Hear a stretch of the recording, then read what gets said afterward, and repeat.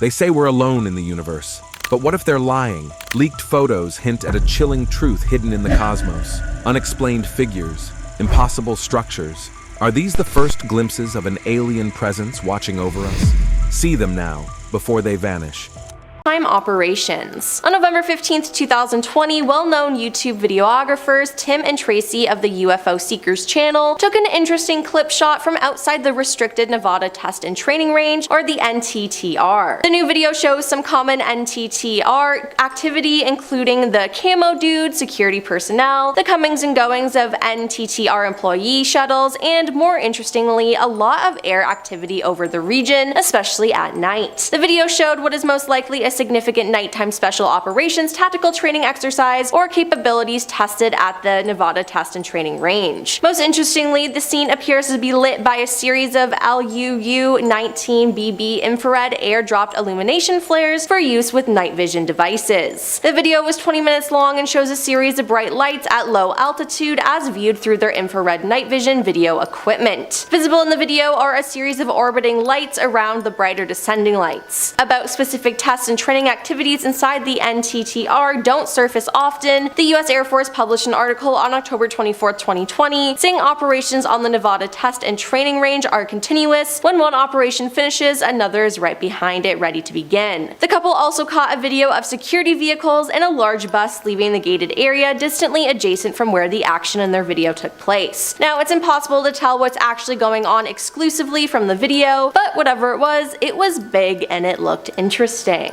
Alright, so this next photo is of Jerry Freeman, taken on a forbidden trip back in 1997. And his head here is supposedly covering the area where the secret S4 hangars are, according to the legendary Bob Lazar. So, this guy had quite the adventure close to the forbidden military base, and according to him, he was actually within the restricted area at points, but the exact borders of Area 51 aren't really shared with the public. So, what's the story with this guy? Jerry Freeman, an archaeologist, decided in 1997 that he was going to embark on a 7-day trek into the highly restricted Nevada test site. The funny thing is about this case though, is that he really had no interest in what most of us would want to see behind the Area 51 curtain. He was just interested in tracing back the trail of the lost 49ers, pioneers who had traversed the area in 1849. He was in search of an inscription made by one of the pioneers, which was believed to be a Nye Canyon above Papoose Lake on the Nellis Air Force Base, totally off limits. Freeman spent days avoiding security. He slept with nothing but a blanket and the clothes on his back. He traveled very light, too light. He was running out of water by the end. And the funny thing is that after this dangerous trek, people were asking him like, so did you see Area 51?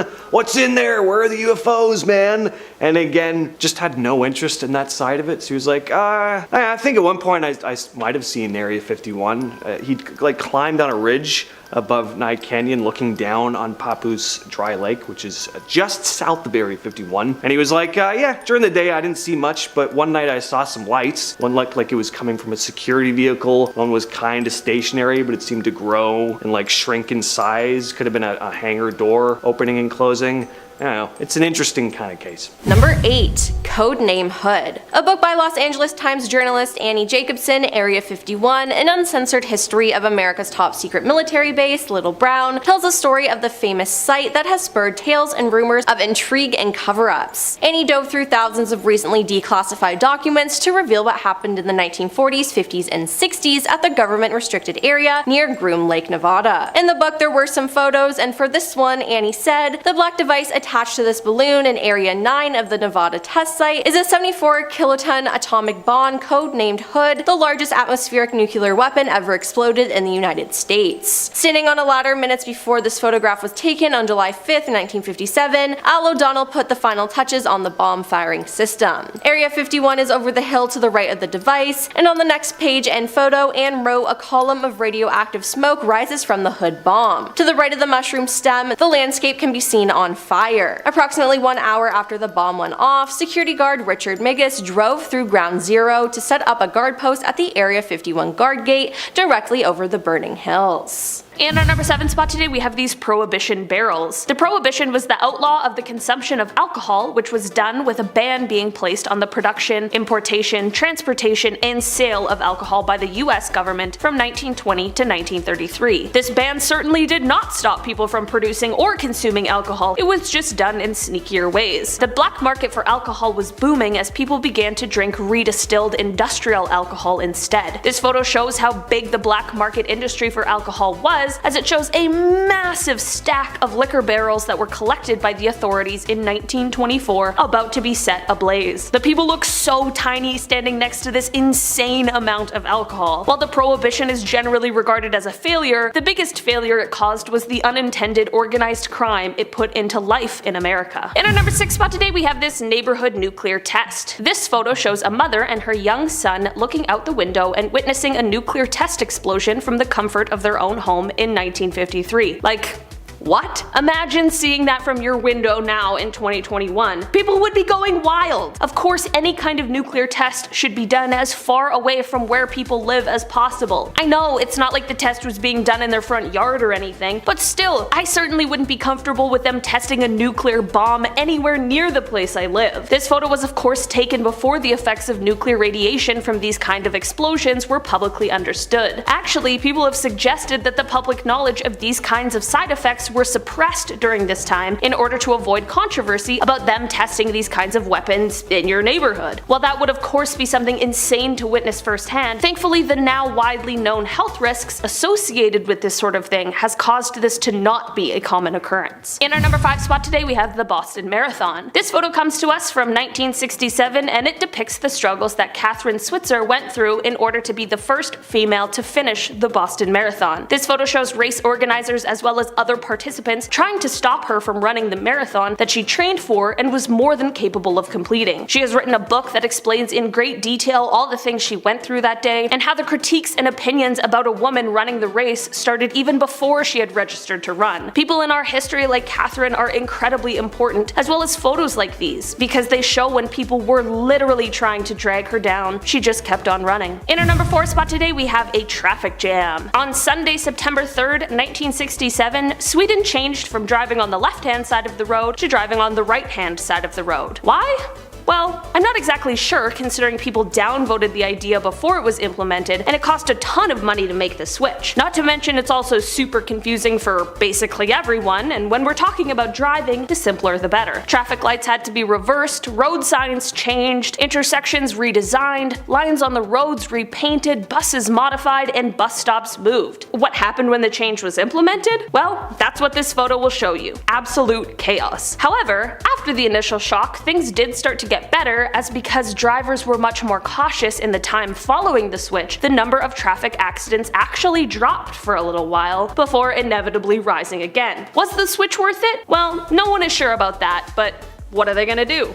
Change it back? In our number 3 spot today, we have the 3 Jacksons. On August 21st, 1934, 3 fearless acrobats known as the 3 Jacksons, Jarlee Smith, Jewel Waddick, and Jimmy Kerrigan all performed a routine on the edge of the Empire State Building, which is when this photo was captured. It is said that these 3 toured as an acrobatic trio, and this stunt the photo captured was done at 1,245 feet. According to officials from the Empire State Building, it is said that this was the first time the stunt was attempted, and to this day, it has never been done again, which makes a lot of sense. While this photo is absolutely incredible and is such a testament not only to the trust they shared, but also their abilities as acrobats, I don't know who in their right mind would try to recreate this. We already have one, and I think we can just all be happy with that. In our number 2 spot today, we have the man who fell from space. Vladimir Komarov was a cosmonaut, Soviet test pilot, and aerospace engineer. He was one of the most highly experienced and qualified people, which is exactly why he was chosen for some of the very first space missions. He became the first Soviet cosmonaut to fly into space twice. Unfortunately, however, on one of these missions, things went seriously awry. A parachute failure caused his capsule to crash into the ground after re-entry on the 24th of April in 1967. He literally fell from space, and regardless of if you know anything about space and re-entry, that would have been absolutely terrifying and awful. He of course didn't make it, but the entire process left his remains almost unrecognizable. This photo shows his colleagues looking onto his remains before he was laid to rest. The contributions of people like Vladimir have allowed us to go further into space and understand more than we ever could have imagined. In our number 1 spot today, we have the Gadget. This photo shows the first ever atomic bomb, and it comes to us from 1945. Called the Gadget, this bomb was an implosion plutonium device that was detonated in the Trinity test in 1945. This photo shows someone sitting next to it so casually, like it's a PB&J sandwich and not this world-changing device. The Trinity test was the very first time a nuclear weapon was detonated, and the Gadget was actually the same design as the bomb that was later detonated over Nagasaki, Japan on August 9th, 1945. There's such an eerie nature about this photo and the seemingly casual behavior of the man next to it. Did he know what this was about to unleash? Perhaps.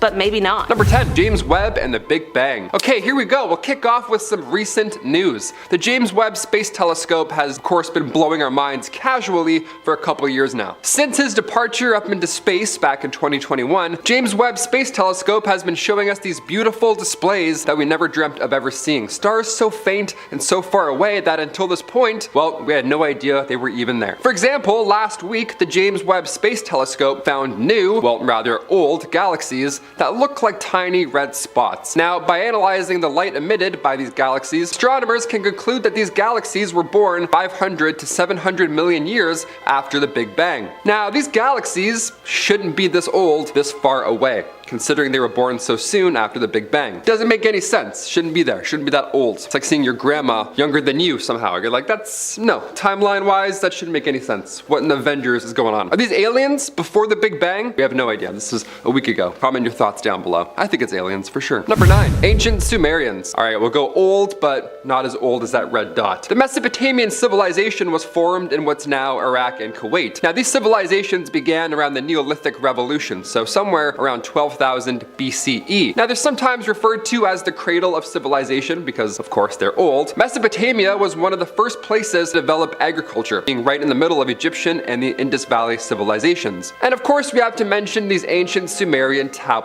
Now, in these tablets, we start to question history. In 1842, British archaeologist Austin Henry Layard discovered ruins of this royal archive. Thousands of tablets made of clay. The world's oldest overdue library books, pretty much. Now, these tablets showed Sumerians engaging in a social night with a scene that depicts a banquet from around 26,000 BC. It was the world's first bender, actually, if I'm being historically accurate. Ancient gods of Mesopotamia were said to have wings and the ability to control all of humanity. These gods were 8 feet tall, or they could have been aliens from another planet.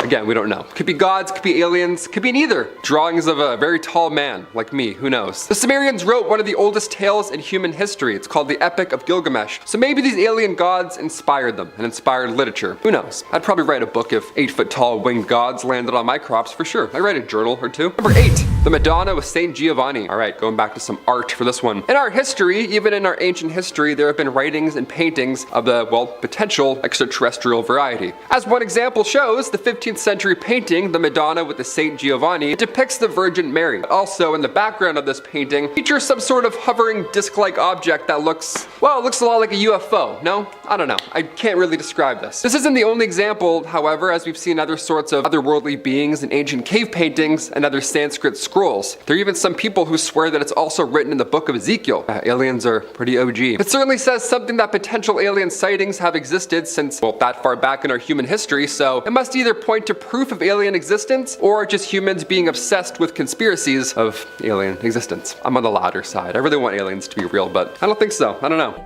In our number 7 spot today, we have time.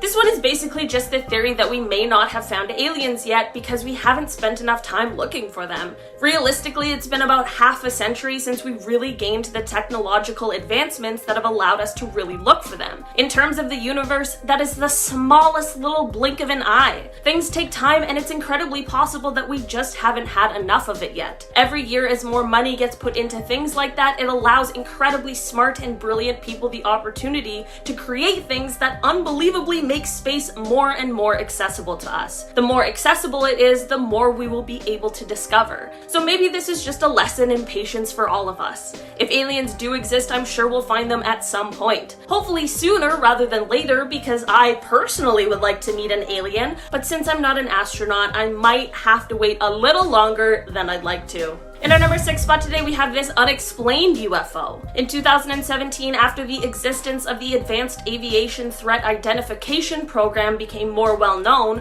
a video was released of an encounter between an FA-18 Super Hornet and some sort of unidentified flying object. There weren't a ton of details released about exactly what happened during this encounter, but using a Raytheon Advanced Targeting forward-looking infrared pod, they were able to capture an extremely fast-moving white oval that was around 45 feet long. The oval had no wings and didn't appear to have any kind of exhaust either. They were tracking the UFO at an altitude of 25,000 feet just above the Atlantic Ocean, and then they were shocked as the craft rotated on its axis and flew away. There was no explanation released with the footage because it truly is unbelievable and currently unexplainable. In our number 5 spot today, we have They May Already Be Here. Okay, this one is for my conspiracy theorists out there. This is just the theory that maybe we can't find aliens because they've already found us and are actually walking among us, and we just don't know. I'm not quite sure the logistics of this one because I am definitely a human, and no alien who's posing as a human has ever revealed themselves to me personally,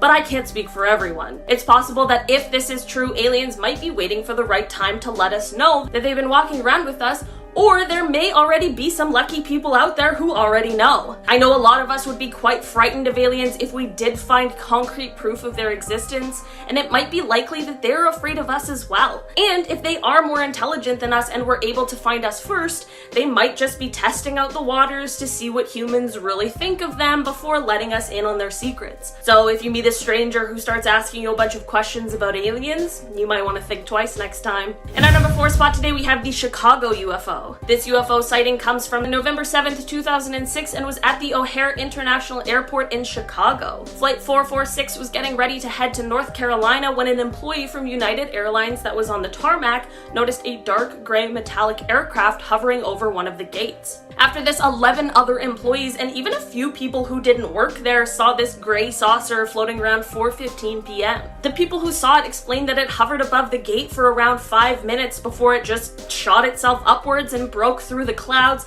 leaving a hole where you could see the blue sky. The strangest thing, however, is that this flying saucer did not show up on the radar, so the Federal Aviation Administration just called it a weather phenomena and would not investigate it, despite there being around 15 witnesses who all saw the same thing. This story, however, became the most read story on the Chicago Tribune's website and even went international because it certainly is very interesting. In our number 3 spot today, we have light shifts. In the later half of 2015, a Penn State astronomer named Jason Wright explained that there were pretty erratic and spontaneous shifts in the light that was coming from a newly discovered star. This star sits about 1,280 light years away from us on Earth, and these shifts were very similar to as if something was passing in front of our view of the star briefly before passing right through. Scientists weren't able to connect this to any exoplanets or anything like that, which we could understand, and this is what led Jason to quite an interesting theory. He stated that it is possible that the shifts are caused by massive objects passing in front of the star in a kind of orbit, like an array of massive satellites or a similar kind of structure, like the type of thing that would be produced by an intelligent and civilized life form.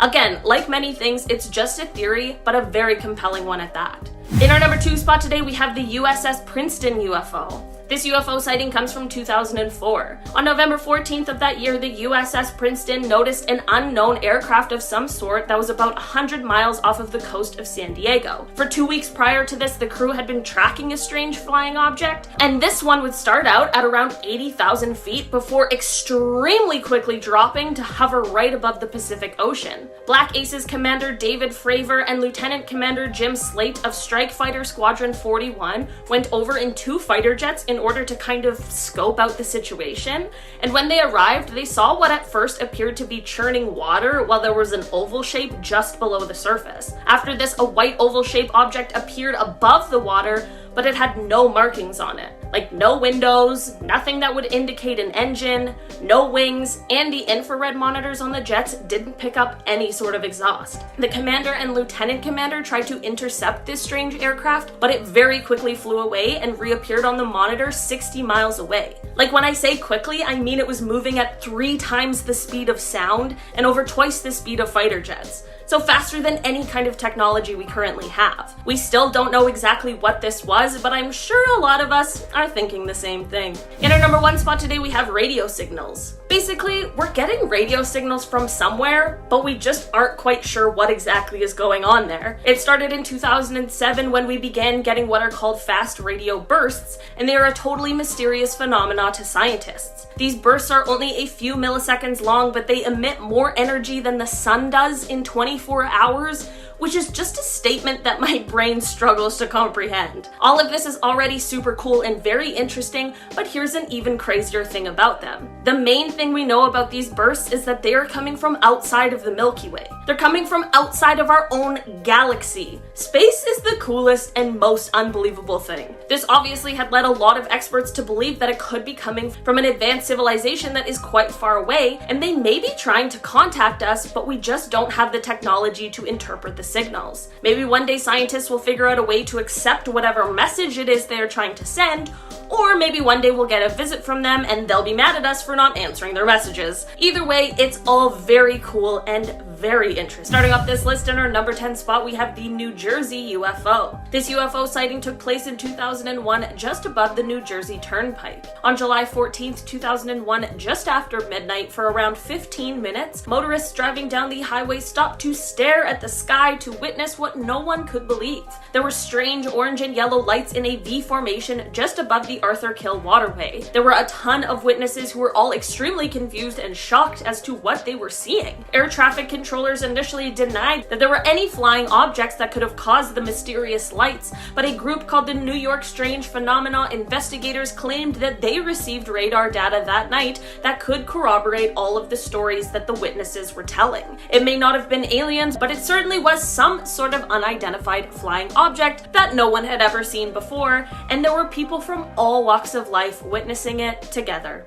In our number 9 spot today, we have habitable planets. Before I dive into this one, guys, please don't forget to hit the thumbs up button if you're enjoying the video so far, because it really helps us out. So, we once were on a journey to start off by figuring out which planets were actually habitable. And by that I mean which planets were rocky and which were orbiting a star within what is called the Goldilocks zone and had water, and that they weren't too hot or too cold so that water could be in liquid form. It just seems like the absolute basics needed in order to sustain life. Well, now, after more years of research, it is thought that actually about 1 in every 5 or 6 planets is actually a planet that could potentially sustain life. It is thought that there is roughly about 1 exoplanet for every star in our galaxy. That's a lot of planets, which means that's a lot of planets that could potentially have life. There certainly are planets that researchers believe are the most likely, but that doesn't mean that they are the only ones that should be looked into. Basically, what I'm saying is that there are, at the very least,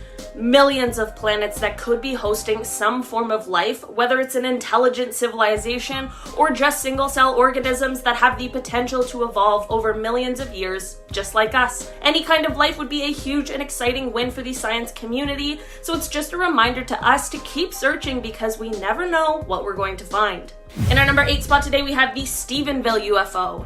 In January of 2008, in the small town of Stephenville, Texas, a bunch of residents all saw something in the sky that they couldn't believe. In the beginning, it appeared to be white lights in the sky that were first in a single arc, but then they quickly moved to form 2 parallel lines. It was estimated that the lights were spanning about a mile long and half a mile wide, but the craziest part is that it was flying at 3,000 miles per hour, which is similar to the speed of a fighter jet, but there was no sound reported at all. The government chalked this sighting up to the US Air Force flight operation, but many of the residents who saw this event on that day were absolutely not convinced and truly felt like they were lied to. Some even explained that what they saw was too technologically advanced for human civilization. I want you guys to let me know in the comments if you believe the story that the government told, or if you trust the instincts of the people in Stephenville who saw that incident that day. Next up, we have the Boyd Bushman photos. So Boyd Bushman is no longer with us, but he took with him to his grave many tales of the extraterrestrial friends he met as a Lockheed Martin engineer working within Area 51. At least that's what he claimed. In 2007, Bushman was filmed in a video talking with independent aerospace engineer Mark Q. Patterson about his experiences in the restricted area, claiming to have met several aliens, some of whom were hundreds of years years old apparently and hailed from planet Quintumnia. Even said some of these Quintumians were employees of Area 51. Held up a bunch of photographs. The video became relatively big, but I gotta say, call me crazy, these pictures look not great. That alien looks like it's from Spirit Halloween. Nothing against Spirit Halloween. I go every Halloween, but not the most convincing. I think Boyd knew he was on the outs. He died not long after this interview, and I think he wanted to go with a little bit of a prank. Can't blame him. In fact, I respect him for it. Number 6. Gabe Zeffman. Gabe Zeffman, a private pilot and amateur photographer, spent Christmas Day 2020 flying his Cessna 150 plane over Area 51 and snapping just over 1,000 photos. He captured stunning visuals of the Nevada Test and Training Range and Area 51, showing a mysterious triangle shape inside an open hangar. The hangar is just south of the main NTTR complex at Area 51, and the object looks large, although it is unclear. It does appear to be the only hangar that's open as well. In the videos of his flights posted on YouTube, Gabe can be heard getting clearance for his route over the restricted area. Now for this particular flight, he had higher quality photography gear that allowed him to capture better photos. So what's in the hangar? Seems like we may never know. Number 5, the alien interview. So there's actually footage of this one, so yeah, not really photos, but I mean, isn't video better than a silly old still photograph anyway? This footage was shown in a 1997 documentary entitled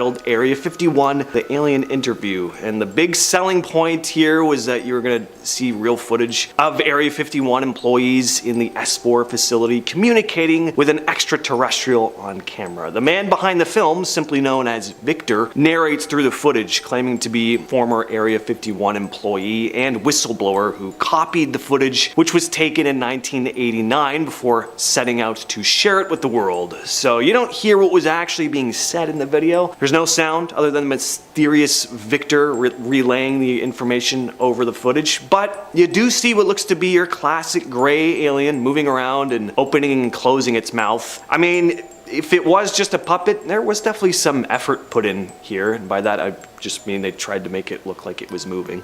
Number 4. Closest photos of the base ever. In 2017, Tim and Tracy of the UFO Seekers, who was mentioned before, hiked up the 1.4 mile high Tikaboo Peak, a mountain 25 miles opposite the mysterious military base, in order to capture the closest ever pictures of Area 51. From the peak of this mountain, the duo of UFO hunters used a special telescopic lenses to get the clearest photographs of the buildings and vehicles inside the top secret government site. The Area 51 pictures taken show what looks like a water tower, several complexes, and vehicles moving around. Next up we have the UFO. In December of 2019, Nevada resident Steve Barron shared pictures and video of this mysterious object flying over a mountain range close to his home. So whatever the object is, looks big. It's far off in the distance, but it's very noticeable, very bright. Definitely doesn't look like the small specks you get in the sky with satellites. It's super bright again, and it moves in a strange pattern too. It doesn't move at one consistent speed or in one single direction. There's a point where it kind of looks like it could be a satellite. It's moving through the sky in more of a traditional pattern, just straight across. But then it stops, starts moving back in the direction it was coming from, and seems to clip along at a good speed too. Like whatever this thing is, it's fast. So I don't know. Could be a drone, I suppose, but you be the judge. Number 2. The aircraft. A passing commercial satellite seemed to have snapped its top secret next generation combat aircraft on the tarmac of Area 51. Tyler Rogaway of the War Zone was reviewing Planet Labs satellite photos of the high profile secret site when he spotted something outside the ordinary. The highly classified United States Air Force Nevada testing facility is usually especially careful. Air operations are timed out during the gaps between Earth observation and surveillance satellite overpasses. But in this photo, on the taxiway leading through a massive new hangar was a strange shadow. It appears to be a translucent tent. Inside is the outline of what appears to be an unknown type of fighter aircraft. Area 51 is always a popular spot when it comes to publicly available satellite imagery, Tyler wrote. When glancing at daily 3-meter resolution images of the base, we noticed the appearance of a roughly delta-shaped blob on the north apron of the large southern hangar. It stayed there between January 26th and 29th, 2022. So what was it? Why did they make this mistake? I don't know. Next up, we have the Area 51 entrance. So a few years back, satellite photos were shared online showing what looked to be a possible entrance to the ever-elusive wonder that is Area 51. Someone was cruising around on Google Earth and spotted a road leading to a parking lot by the foothills of a mountain. Now, whatever this road leading to this parking lot was actually built for, it wasn't there back in 1998, where satellite images of the same area showed there to be no road leading to this dead-end area with the parking lot. So what's going on? It is pretty strange. Why have all these roads been built leading to a parking lots in seemingly dead-end areas by the side of a mountain? There's nothing there. It's not like, you know, they'd park there and then walk all the way back down the road to go somewhere else. No, it seems as if there's a secret tunnel that's been carved into the side of the mountain. I think Bob Lazar said something about some mountain facility in Area 51. As for what's going on in there, your guess is as good as mine. Starting off this countdown, we have the alien abduction. Back in 1956, an American Air Force Sergeant, Jonathan P. Lovett, and Major William Cunningham went out searching for debris from a recent missile launch in New Mexico. That's when Cunningham heard Lovett let out a huge scream. When he rushed over to help him, he claims he saw Lovett being pulled up by a UFO hovering above him. Lovett was then pulled inside the craft and it took off. Cunningham radioed for help, and when they arrived, they found him in complete shock and he was taken to the hospital. They then started to investigate the incident. According to the military, there was an unidentified object in that area detected on their radar, so Cunningham was telling the truth. Here's where it gets even more messed up though. 3 days later, Lovett's body was found 10 miles away. It was severely mutilated and drained completely of blood. So could it be that he literally was taken away by aliens and then killed by them? What makes this even more suspicious is that the government report on this just vanished into thin air. In our 9th spot, we have the Gorman dogfight UFO. This is said to be one of the most well-known UFO encounters from the 20th century. It's also a fairly credible one. So on October 1st, 1948, US Air Force pilot George Gorman was out flying when he spotted a UFO below him. He described it as a flying disc with round and well-defined edges that was brightly lit and circling slowly over the city. What was weird was that the object was not showing up on radar. So Gorman decided to follow it, but as he got closer to the object, it got brighter and then it shot away from him. He said it went around 250 miles per hour, then increased to 600 miles an hour. Due to its speed, Gorman lost sight of it. Now the government was all like, it's just a weather balloon. Yeah right, I think an experienced aviator would know the difference between a weather balloon and a flying saucer. In our 8th spot, we have the Pentagon. Last year, the Pentagon released footage of what they confirmed to be a UFO. I'm pretty sure by now you have all seen this video, but if you haven't, I'll share it with you today. So the UFO was captured on camera by 2 naval aviators who were shocked at what they saw. There's a whole fleet of them, look on the ASA. My gosh. They're all going against the wind. The wind's 120 knots from the west. So in the videos you can see what appears to be a UFO flying in the sky. In the video you can hear just how shocked the pilots are at what they're seeing. Look at that thing, dude.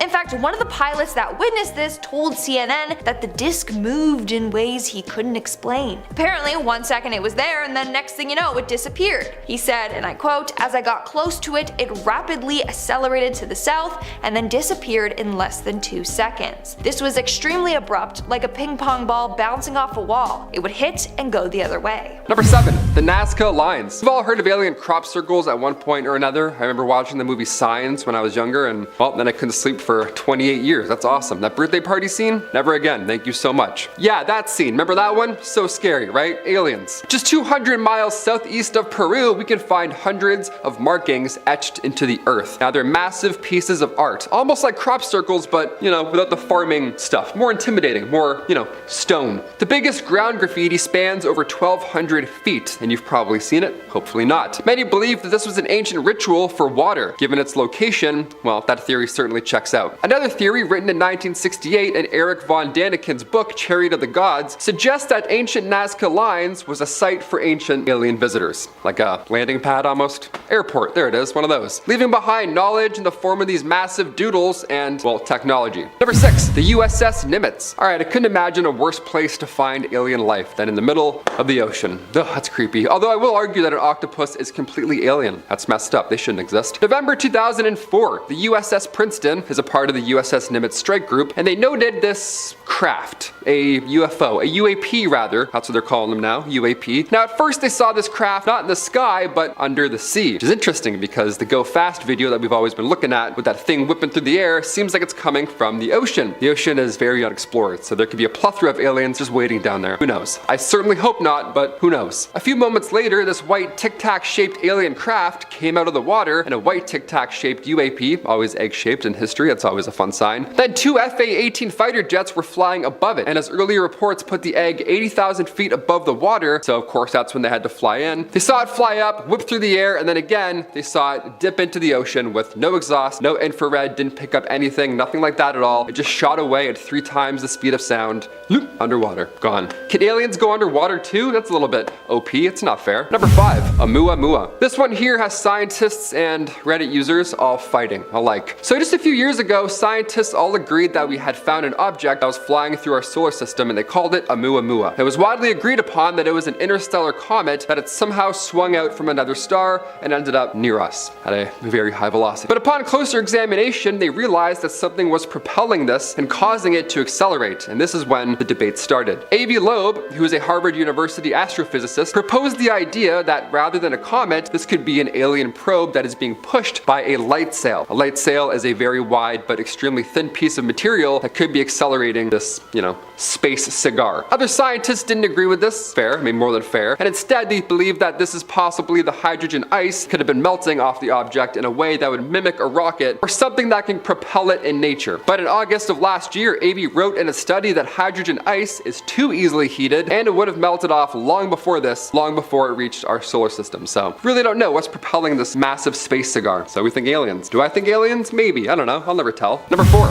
Flaming Thing, Texas. I just watched Nope the other day, and the idea of aliens in Texas or aliens over top of a farm, that birthday party scene with the dude walking, it always gives me chills. I don't like it. Aliens love a good crop, apparently. Imagine opening the newspaper though in 1957, and right on the front cover you read, Levelin Flaming Thing brings world knocking at city's door. What does that even mean? How do I react to that? Back in 1957 in, of course, Levelin, Texas, multiple eyewitness reports began to flood in about an egg-shaped object, again, an egg-shaped object, or this circular flash of light. It was just jetting across Levelin skies. One witness recalls the object making a loud humming noise as it flew by, which is different than other accounts that we've heard about, flying eggs in history. But this egg shape keeps coming back up. But this is an encounter where it's been reported as loud with a great rush of wind, which is, again, very different. Believable, but different. It was a loud egg, as opposed to a quiet sea egg. On top of that claim, the witness's car radio began to go haywire as it passed. The radio thing isn't too crazy. I mean, growing up, my computer speakers would always tell me if a text was gonna come in. It's always so odd. I have no idea how that works still to this day. The Air Force ended up commenting on it. They said that this was just a phenomenon caused by electrical storms and not a space egg passing by. But do we buy that? Is that why we're here right now watching this video on Most Amazing Top 10? Giving it a thumbs up, subscribing? We want to believe in aliens, right? Let's do it. Let's move on. Almost there. Number 3, Europa. One of Jupiter's many moons, called Europa, has a red tinge to it. And in 2001, NASA scientists revealed that this tinge, this little might be possible that alien microbes are responsible for this reddish color. Again, we saw life way out in the galaxy that was also a faint red, so red means dead? I don't know, red means alive? Who knows? The surface of this moon is mostly ice, but it has been shown that it reflects infrared radiation in a bizarre way. This means that something is binding it together, but researchers haven't been able to come up with the correct combination of elements and or compounds to make that data make any sense. They're like, something's red and there's life. Well, I don't know how science works. That's my best impersonation of science people. There's some bacteria on Earth that can thrive in extreme conditions and that also have that red and brown color, which could potentially be responsible for this color on the moon. Sort of space bacteria, ice bacteria, whatever. There's something living up there. The surface temperature might be too cold for them to survive, but the warmer interior might be where these are all located. Some geological activity on the moon could push them closer to the surface, where they then flash frozen in place. So they're warm under the water, then they go, huh, and they freeze.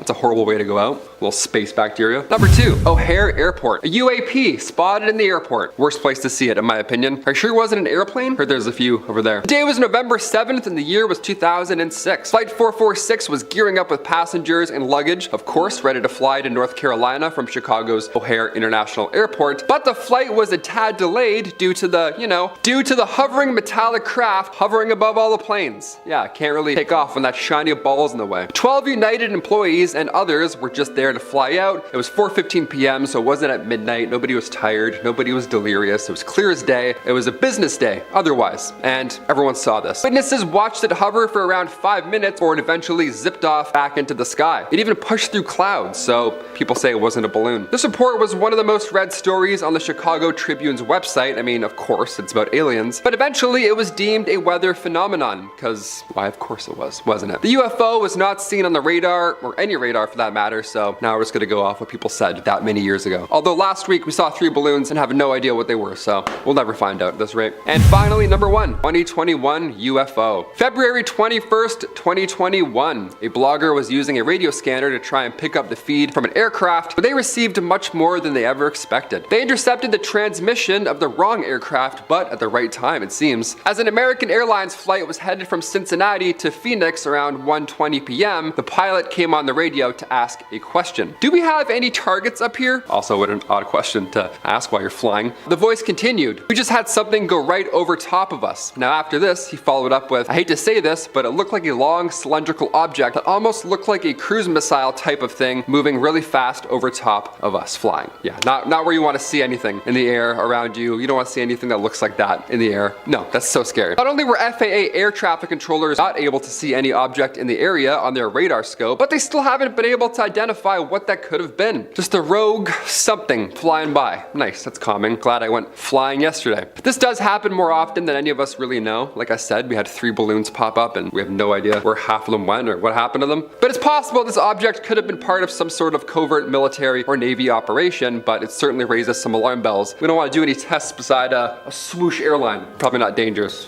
Dangerous? Probably not safe. Number 10, contractor. A former NASA contractor went on video to reveal the fact that NASA has been keeping secrets from us. She says she both viewed and heard evidence that 3 NASA astronauts said that they had seen unidentified flying objects land on the moon, but that these events were later covered up in an operation that was codenamed Santa Claus, a fitting name as NASA wants you to believe that UFOs are just about as real as Santa. She says that she had clearance to enter Building 8 at NASA's Johnson Space Center back in the 1970s. She says that she received information over lunch from officials that if anyone was ever caught exposing aliens as real, they would lose their pensions, and apparently one person in the past had not only lost their pension, but had disappeared off the face of the earth. In the video, she said, they didn't threaten to kill me, but I got the message I shouldn't talk about it. She apparently witnessed everything from employees being forced to burn photographic evidence and seeing official pictures being airbrushed to hide UFOs. Number 9, the Kecksburg File. On the night of December 9th, 1965, a giant fireball which caused a sonic boom streaked across the sky before crashing into the woods in Kecksburg, Pennsylvania. Military immediately arrived and sealed off the area, hauling off a massive object the size of a bus to their Air Force base nearby in Ohio. The Pentagon immediately tried to cover it up, saying it was a meteorite, releasing no details about the incident. But in 2003, NASA went on to say that it was not a satellite,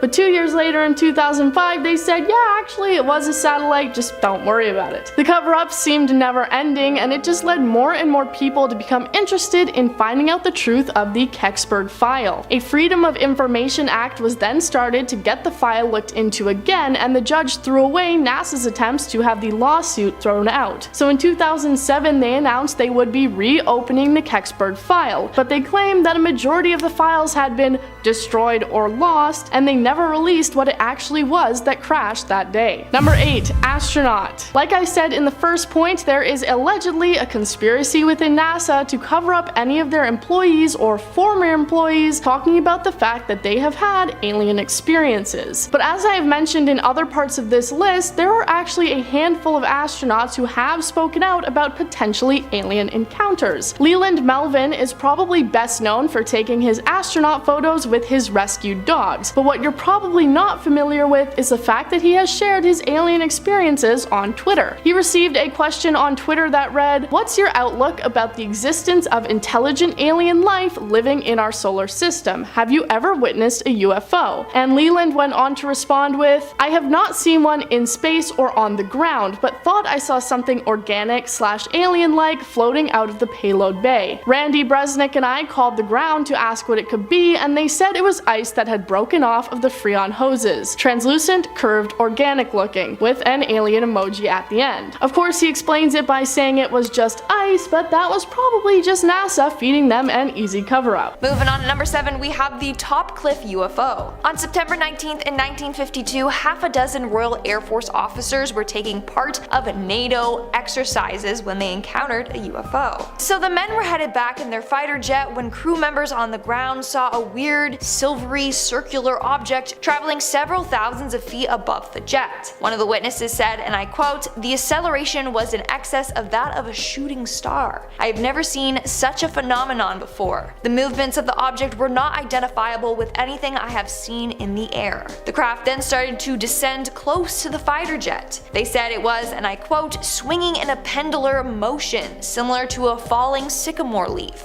At first, they thought it was a parachute or something that had fallen off of the jet. That was until it stopped midair, began to spin, and then just zoomed away. This sighting was then leaked to the press and was the front cover of the newspapers for quite some time. In fact, this sighting was so insane that Prime Minister Winston Churchill wanted to know more about it and get an investigation going. In our 6th spot, we have the destroyed evidence. On the morning of July 24th, 1948, 2 pilots were flying from Houston to Atlanta with their 20 passengers. That's when all of a sudden they saw a UFO flying clear as day by them. This was witnessed by the 2 pilots and one of the passengers. The others were asleep when this happened. One of the pilots said, and I quote, "It was clear there were no wings present, that it was powered by some jet or other type of power, shooting flame from the rear some 50 feet. There were 2 rows of windows which indicated an upper and lower deck, and from inside these windows a very bright light was glowing. Underneath the ship there was a blue glow of light." Now they all watched this for about 10 seconds until it disappeared. Obviously, they reported their findings, and this triggered a top secret investigation by the US government. In the end, their findings were destroyed, which means this could be a real UFO sighting, because if it wasn't, they wouldn't have destroyed the evidence. We're now at our 5th and halfway mark with the White House UFO. Back in the 1940s and 50s, there were a number of UFO sightings in the skies over Washington, D.C. It all started back in 1947 when a search and rescue pilot reported 9 saucer-like discs flying together at over 1,000 miles per hour. Within weeks, the same flying saucer sighting was reported in 40 other states. The strangest incident happened to an air traffic controller in 1952. On July 19th, Edward Nugent, working as an air traffic controller at Washington National Airport, spotted 7 slow-moving objects on his radar. They were located far from any of their flight paths. Now he made a joke being like, "Oh look, they're flying saucers," until he realized that that's probably what they actually were. At that same time, 2 more air traffic controllers saw a strange hovering bright light in the distance. Now they did send out jets to the area, but as soon as they got to the area where the objects were on the radar, they disappeared. Over the next couple of weeks, more and more UFOs were spotted. It got to the point where people were demanding answers. In our 4th spot, we have Britain's Roswell. This is said to be the UK's most famous UFO incident. So in December of 1980 in Rendlesham Forest, England, a number of people reported seeing unexplained lights and then a weird spacecraft land. It all started on December 26 when a security man saw strange lights descend into the forest. As he approached this object, it moved through the trees and the animals at a farm nearby went crazy. The following days, more and more people saw the these lights. In fact, a number of credible US Air Force officials were witnesses to this account, including Deputy Base Commander Lieutenant Colonel Charles Halt. The lieutenant himself confirmed it to be a UFO. In our third spot, we have the 6 soldiers. This next UFO encounter took place in North Korea in 1951 during the Korean War. As the men were preparing to bombard a nearby village, they were all of a sudden greeted by a strange craft. The craft emitted some form of ray that made their airburst start to explode. According to one of the men, and I quote, "Objects would get right into the center of an airburst of artillery and yet remain unharmed." They also said that they were, and I quote, "swept by some form of a ray that was emitted in pulses, in waves that you could visually see only when it was aiming directly at you. That is to say, like a searchlight sweeps around and the segments of light, you would see it coming at you." After this weird attack, the men were left sick and had to be taken to the hospital. Some say that they were attacked by a UFO. Others say they were attacked by a high-tech Soviet death ray. To this day, we still don't know. Moving on to number 2, we have the Mantell UFO incident. Named after Captain Thomas F. Mantell, a Kentucky Air National Guard pilot who sadly lost his life chasing a UFO. So on January 7th, 1948, Godman Army Airfield at Fort Knox received a report of a weird aerial object near Madisonville, Kentucky. They claim it was a floating circular object around 250 to 300 feet in diameter. So the US Air Force sent Thomas to investigate. Sadly, while doing so, he crashed his plane and lost his life. Now, Thomas was a very experienced pilot. He had spent around 2,167 hours in the air, so it's not like him to just crash like that. Other people that saw the UFO claimed it was very white with red borders at the bottom. Some even said, and I quote, "Just before leaving it came to very near the ground, staying down for about 10 seconds, then climbed at a very fast rate back to its original altitude, 10,000 feet, leveling off and disappearing into the overcast, heading 120 degrees. Its speed was greater than 100 miles per hour in level flight." And in our number 1 spot today, we have the Roswell UFO. This is said to be the most famous UFO case in America. So it takes place during the summer of 1947. A rancher named W.W. Mac Brazel said he found wreckage on his big plot of land. In fact, during that time, there was a number of UFO sightings, so the rancher thought that the wreckage was from a UFO crash. So he brought that material to the sheriff, who brought it to an officer from the US Army Air Force. Later, the US Army announced that what the rancher found was a flying disc. But the following day, the US Army quickly reversed themselves, and they were like, no, it's not a UFO, it's actually just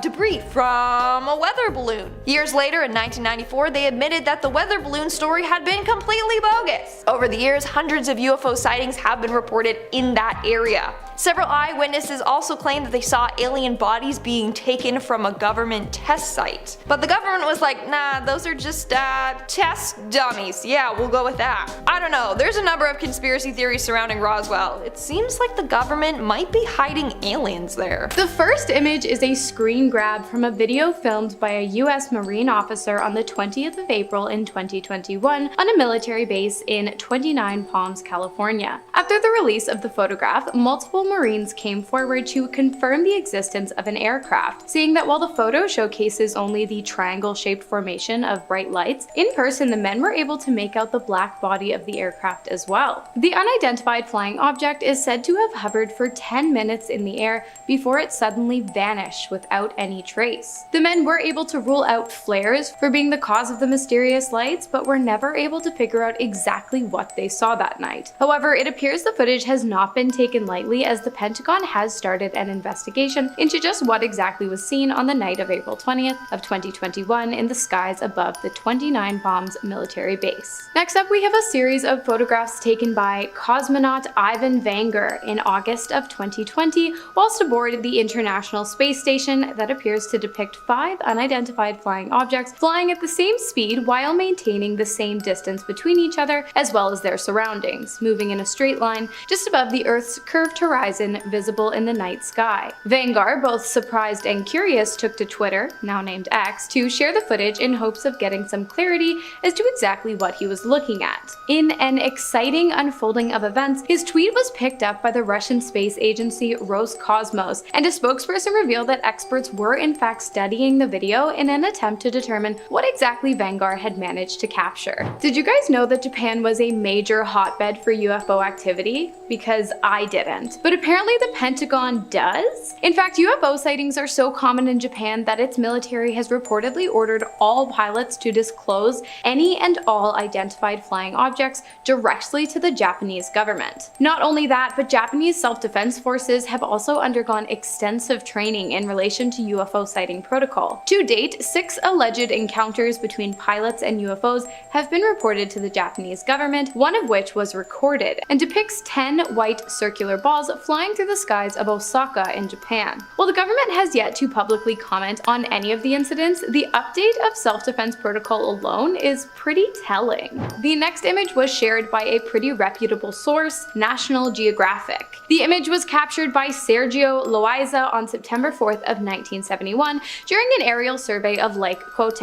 Everything seemed pretty normal until the photos were taken back to Loaiza's development lab, where he noticed something very strange. A metallic flying aircraft, estimated to have a diameter of 160 feet, was located in the corner of one of the photographs. When he presented the photos to his superiors at the National Geographic Institute, they shut him down quick, forbidding Sergio as well as his colleagues from sharing any information of what they had seen that day. In 1979, however, the photograph was leaked, and the object that appeared in the image was officially classified as an unidentified flying object. In 2021, the existence of the object was again confirmed after the original copy of the photograph was scanned, and it was revealed that the UFO's presence was more than just a scratch on the lens or a piece of dust in the wind. So what do you think it was? Let us know in the comments. Next up, we have footage that comes to us straight from the declassifieds. Remember how I told you at the beginning of the video that the government quite literally copped to the fact that they have been hiding the existence of UFOs for years? Well, they did, and they came with receipts. On the 15th of January in 2023,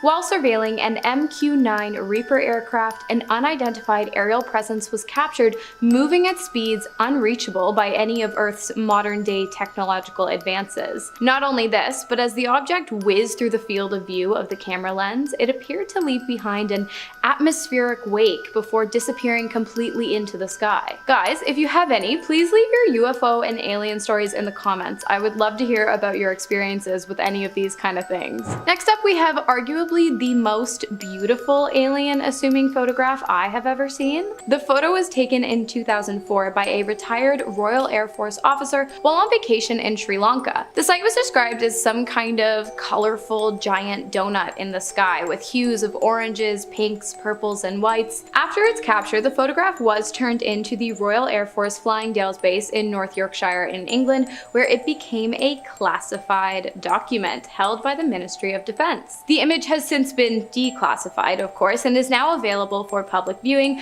but there is still a lot of mystery surrounding the photo as well as the photographer, as his identity, along with any other information regarding the incident, is pretty much non-existent. I mean, come on, it's a giant glowing light in the sky. You're really telling me no one else saw this and that there's no other information out there other than the fact that the photo exists? Oh, yeah, and not only that, but it was deemed classified by the British Ministry of Defense, so I'm thinking there's something else going on here. Okay, I bet you didn't know that another major hotbed for extraterrestrial, UFO, and unidentified aerial phenomenon activity was Brazil. I mean, I did, but maybe you didn't. In fact, this kind of thing is so popular in Brazil that they have an annual day of recognition for these sightings known as the Night of the UFO, which came to be after a major event took place in 1986. On the night of May 19th, a series of unidentified flying objects were seen in the skies of Brazil, and even more non-visual objects were detected via radar across the skies of 4 Brazilian states. Of course, at this time, any and all knowledge the government had on the event was extremely classified. In May of 2012, however, Brazil's Freedom of Information Act went into place, after which the public demanded the release of all the documents relating to the incident. The government complied, and not only released written documents of the events, but also a series of photographs depicting predicting strange activity within the skies above Brazil. Although the images of what appeared to be nothing more than squiggles and clouds of smoke didn't provide much clarity, a statement made by the Minister of Aeronautics did. He said, "This command is of the opinion that the phenomena are solid and reflect, in a certain way, intelligence, due to the ability to follow and maintain a distance from observers, as well as to fly information." After this statement was made, the Brazilian government has still not been able to confirm exactly what took place the day the night of the UFOs was born. Number 7. Moon crash. The Lunar Reconnaissance Orbiter is similar to the Mars Orbiter that I have talked about before. It basically watches over the moon and takes pictures of its surface. Earlier this year, they released a photo that had many people scratching their heads and insisting that NASA was doing yet another cover-up. The photo shows the surface of the moon with what is called a double impact crater. While the moon is covered in tons of craters, this one is unique for this reason. The evidence of the dozens of feet-wide indentation seems to show that some sort of man-made spaceship crashed into the moon and left the divot. Many people on social media believe this to be evidence that some sort of alien craft had hit the moon, but NASA tried to shut everyone up by claiming it was just an out-of-control rocket. While they seem to know it was a rocket, they admitted that they don't have any idea where it came from or what its original path was intended to be. So even if it's not aliens, it's still pretty confusing. Number 6. Alien photo. Mars is one of the main planets that many people believe could be host to aliens, hence the term Martians and all the fictitious media that includes alien creatures visiting from Mars. On February 4th of this year, one person online dug up a photo that the Perseverance rover had taken on Mars back in 2021. The title of the blog post being, "Alien Figure Watching Mars Rover, 100% Proof of Life UFO Sighting News." The image seems to show a dark figure laying on a large Martian rock. It's distinctly human-shaped and darkly colored and stands out from anything else in the area or what we've seen in previous pictures. The man explains in his blog post everything that he believes it to be. There is a person laying down watching the NASA Mars rover from a safe distance away. The person is about 1 foot tall, 0.3 meters, and is lying down. Pinkish upper chest, neck and face, reddish hair, wearing a dark suit, but has a gray object over one shoulder. Looks like a backpack of some sort. There are even footprints behind the person leading up to the location they chose to lay down at. If you don't agree with that, then what do you think it could be? Number 5. Mercury UFO. Project Mercury was NASA's first ambitious space mission, which took place back in the early 1960s, which included 6 manned space flights. But that isn't what we're going to be focusing on. One of the Mercury probes sent out into space took a picture of what appears to clearly be a UFO. A photo that a NASA blogger found in an old disk from the mission that took place in December 1960 appears to show a strange shape that looks like it could be an alien spacecraft. While many arguments against UFOs are that they're just random space junk, this was at the beginning of NASA's steps out into space, so there really couldn't have been that many rocket pieces and broken panels floating around. The blogger says that he believes this is aliens wanting to watch one of humanity's biggest steps, not worrying about being seen because this particular craft didn't actually have any humans on it. Number 4. Deleted UFO. This same blogger also recently found evidence of NASA purposefully covering up and deleting archival photos that appear to show evidence of aliens. He found a photo of what appears to be a large, dark, rectangular alien ship flying past the sun, and he also found that NASA is trying to hide it. On his blog, he said, "I found a huge rectangle UFO shooting past our sun, and it's got to be several miles across or more. I tried to find it on another NASA site, but I got an error message. Then I tried using official European Space Administration software, and again,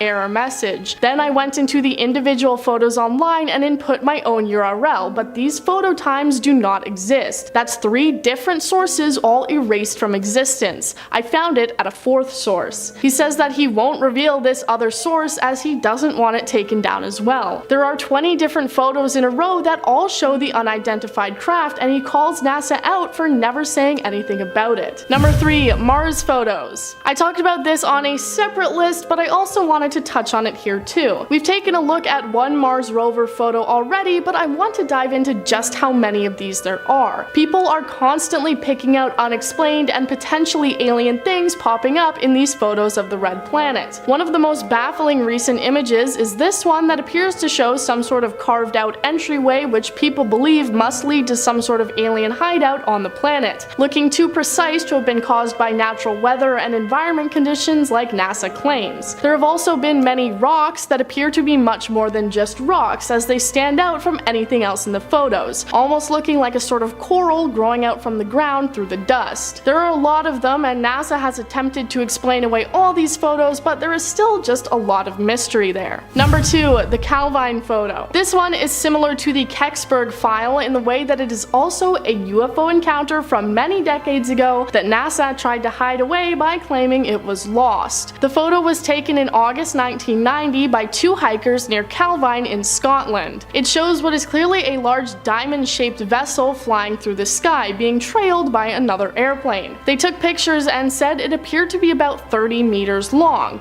It apparently then shot straight up into the sky and disappeared, never to be seen again. The photo was first given to the newspaper and then handed over to the Ministry of Defense, and then it was never discussed again, and the photo apparently went missing. In October of 2021, the Scottish Operations Records book was checked, and there was no account of anything having been spotted in the sky on that day. One determined individual, however, managed to track down the lost photo, and about it they said, "The Calvine photograph stands as one of the biggest mysteries in UFO history. Finally revealed after 32 years, it shows that answers only bring new questions." Number 1. Space nudes. In May of this year, it was revealed to the public that NASA was going to be sending a message out to aliens, calling it the Beacon in the Galaxy. It's a binary coded message that includes details about our planet and human life that is going to be shot into space for anybody to find. One of these images was revealed to be an image of what a genetically male and female human look like, and yes, it has all the details. It also includes a diagram of gravity so aliens know which part of us is the top and which is the bottom. Other images included are the solar system diagram, a map of Earth's landmass, and depictions of things like mountains and trees. So yes, NASA is actually sending our nudes out to space. The fact that they are doing this shows that at least a small part of the organization believes that aliens are out there to receive this message. Up first on our list, we have the recent discovery of something incredibly strange found on the side of the International Space Station. Buckle up. In October of 2023, a leak was detected in the station's backup radiator, which forced Russian cosmonaut Oleg Kononenko to strap on a spacesuit and take a zero-gravity walk outside to try and figure out what was causing the issue. When the 59-year-old space enthusiast arrived at the radiator panel, he made a shocking discovery. It appeared as though a series of sporadic holes had been drilled onto the panel. Oleg reported his findings and then began tending to the leak, collecting those loose liquids through a suction tool, until all of a sudden he noticed a strange globule of what appeared to be coolant make its way onto his safety tether. He relayed the event to Moscow Mission Control, who responded demanding that he return to the interior of the ISS immediately. While it was most likely just an anti-gravity ball of coolant, we really have no idea what the mysterious glob was. Furthermore, and perhaps even more concerning, scientists, astronomers,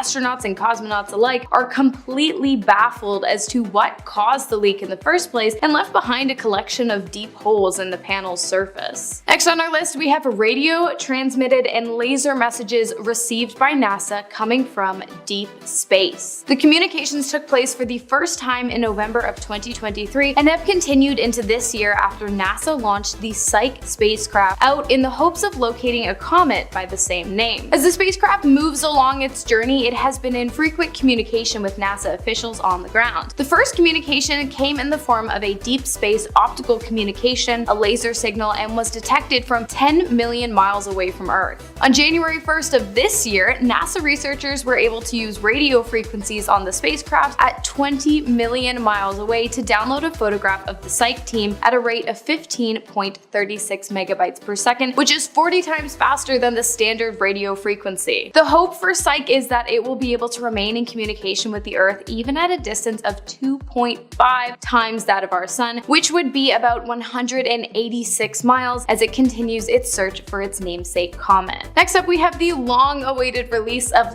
legitimate UFO findings taken by US Navy pilots, and they were declassified by the Pentagon in early 2023. Among the releases were 2 videos depicting multiple UFOs or UAPs, unidentified aerial phenomenon. The first of which was taken in South Asia on the 15th of January and depicts an unidentified aerial presence moving at speeds unreachable by any known aircraft in commission to date. Not only that, but as the object whizzed through the field of view of the camera lens, it appeared to have left behind some kind of atmospheric wake before it disappeared completely into the sky. The next video showcased a suspicious object after it had been seen dropping 80 feet from the sky right down to the surface of the ocean in record-breaking time. The pilot who filmed the UAP reported that the waters which the object had come close to appeared to have been boiling. When the possible extraterrestrial spacecraft finally came back into view, it was captured hovering above the water and then disappearing swiftly into the atmosphere, leaving behind no wake in the oceans below, despite its close proximity to the water during its acceleration. As the name implies, to this day the objects seen in these videos remain completely unidentified and a total mystery. Next up, we have the leaked, top-secret United States intelligence documents that were obtained and summarized by the Washington Post on April 27th, 2023. The documents revealed United States concerns about rival space threats in regards to modern warfare. With space technology becoming as advanced as it has in the past few years, the United States is concerned with how other countries, including China, might integrate those advances into their military and defense systems. In one of the leaked documents, this worry was highlighted when it was said that China had developed the capacity to put United States and allied space assets at risk. A corresponding document had also stated that if the China-Taiwan conflict were to escalate, the United States fears that China would exercise their capacity and begin targeting the atmospheric assets as a way to deter Taiwanese allies from coming to their aid. Up next, at our halfway point today, we have the Apollo 1 fire, which occurred on January 27th in 1967 and is forever earmarked as the first of many incredibly dark days in NASA's controversial history. The fire took place during a pre-flight test for the spacecraft, during which a flash fire broke out inside the command module, likely sparked by an electrical short that took place under one of 3 astronaut on board's footrests. The capsule in which Gus Grissom, Edward White, and Roger Chafe were seated in excited anticipation was filled with pure oxygen, making the environment highly combustible. When the module sparked, the area was engulfed in flames, and due to the nature of the exits, the 3 men were unfortunately unable to escape and passed inside the ship, leading to the extreme government scrutiny of the space agency along with public outrage and demands for significant design and engineering modifications in regards to safety. Next, we have a photo taken in 1990 by 2 Scottish chefs who were working in a hotel near the area in which the photograph was taken. After a long day of work, it appears the 2 men had decided to take a hike in an attempt to blow off some steam. While this walk wouldn't end up being incredibly relaxing, it would be wildly exciting, as not long after the 2 men had set off on their journey along the Calvine Scottish countryside, they noticed something hovering above them in the sky. The object was not one that either of the men could identify, and so they pulled out their cameras in an attempt to document the 100-foot flying aircraft instead. The photos, which have been analyzed and show no signs of manipulation,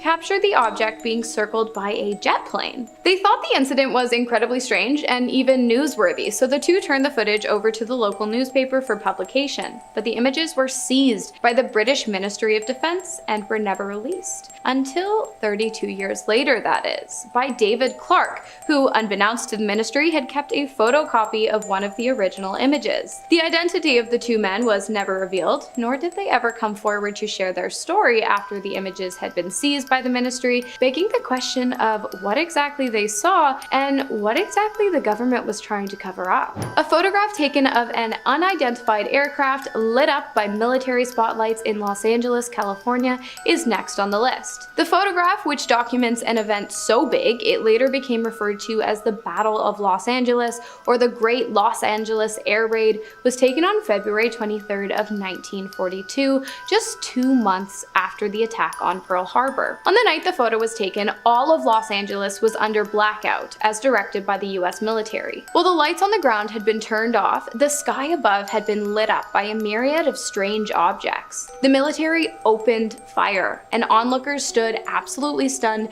as 1,400 rounds of ammunition appeared to have no effect on the unidentified flying object. Smoke filled the sky, and when it cleared, not a single craft was to be found in the sky or on the ground. Shrapnel that appeared to have ricocheted off the target resulted in the death of 5 civilians. Furthermore, 3 were killed in car accidents due to the chaos of the event, and 2 more of heart attacks due to the stress of the 2-hour-long attack. And finally, we have a handful of screen grabs from a video taken by Lieutenant Commander Alex Dietrich whilst flying an 18F Super Hornet fighter jet over the Pacific Ocean near San Diego during a training mission for the United States Navy. The footage, taken in November of 2004, was captured after Dietrich was asked to investigate a suspicious object that had been seen dropping from 80,000 feet down to the surface of the ocean and then vanishing. When Alex and their colleague arrived on the scene, the ocean's surface, where the object had been reported, appeared as though it was boiling. Moments after arriving to investigate, a strange, elongated white object came into view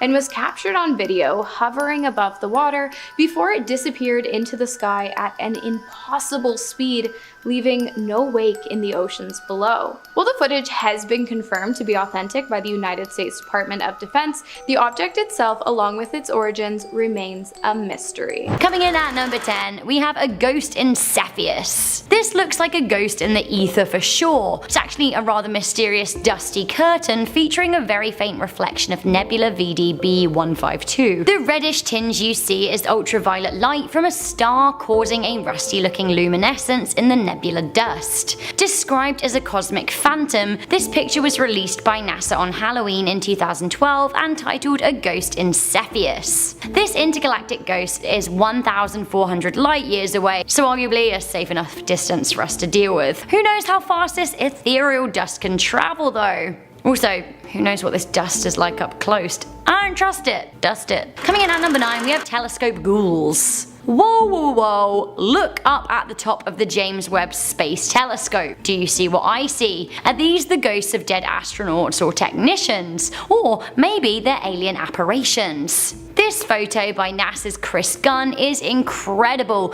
and he has aptly titled it Ghosts and Mirrors for obvious reasons. So it turns out that the picture taken in the Goddard Space Flight Center's Spacecraft System Development and Integration Facility clean room is taken with a super long exposure. All the while, ultraviolet lights were being shone over the telescope to look for contamination. Now the result is this spooky picture. Sounds like a reasonable explanation, right? Some may say too reasonable. Joking, but this telescope may well capture some spooky images of its very own in the future. It's the successor to Hubble, and it's off to explore the universe in March 2021. Any Lord of the Rings fans out there, stand up. How much does this exosolar planet look like the Eye of Sauron at number 8? Like, creepily so. Did J.R.R. Tolkien know about the formal hut when he wrote The Lord of the Rings in 1937? If he didn't, perhaps he foreshadowed it. Get a load of this picture. This is Fomalhaut B in orbit around Fomalhaut. The exoplanet is also known as